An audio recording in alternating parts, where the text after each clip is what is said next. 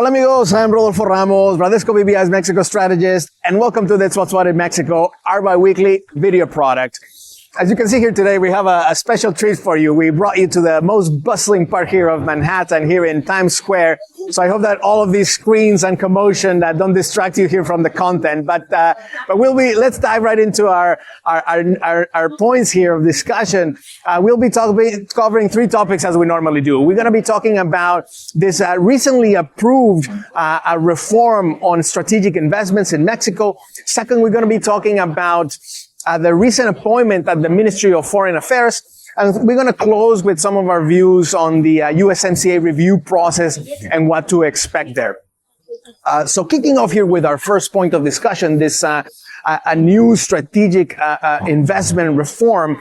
We do believe that this is a watershed moment for investments in Mexico. Private-public partnerships in Mexico have been vilified during the previous administration. It is encouraging to see Claudia Sheinbaum and her administration coming with her own spin on what these public-private partnerships should look like. This reform introduces new legal structures to give them more certainty. It introduces this technical oversight, so much more transparent to track the performance of this, and also stipulations on how to adjust any contractual matters for these projects. It also allows there to be federal guarantees, which is not something that was available before.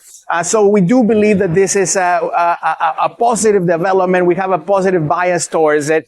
And the Pension Association has spoken positively about it. After this reform was approved, they came out and vowed to increase the percentage of their AUM that goes into infrastructure projects.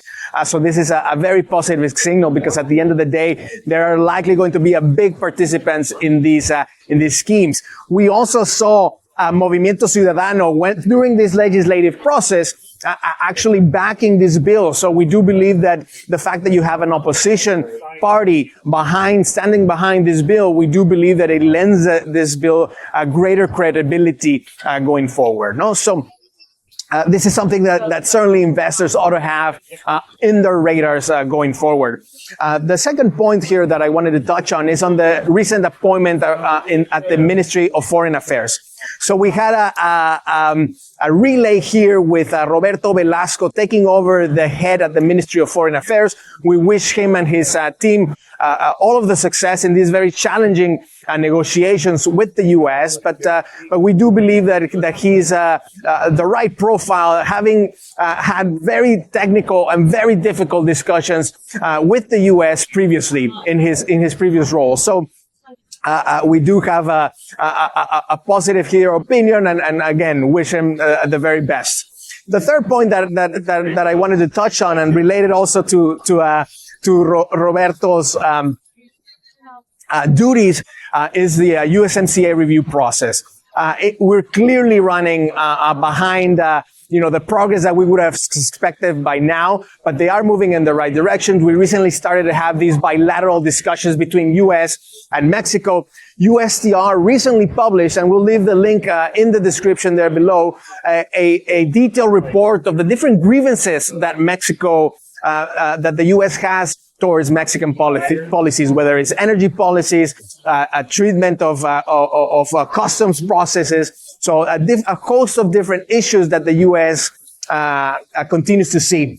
And, this is going to be critical for the Mexican negotiators to address these issues if we want to have a USMCA review, a successful one, sooner rather than later. So, this is going to be something that we're going to be monitoring, of course. Section 232 tariffs is also something that is pending an agreement there. We had hoped to see an agreement almost a year ago, and this hasn't happened. So we do believe that the stakes are extremely high for Minister of Foreign from Economy, Marcelo Ebrard, to bring these negotiations home.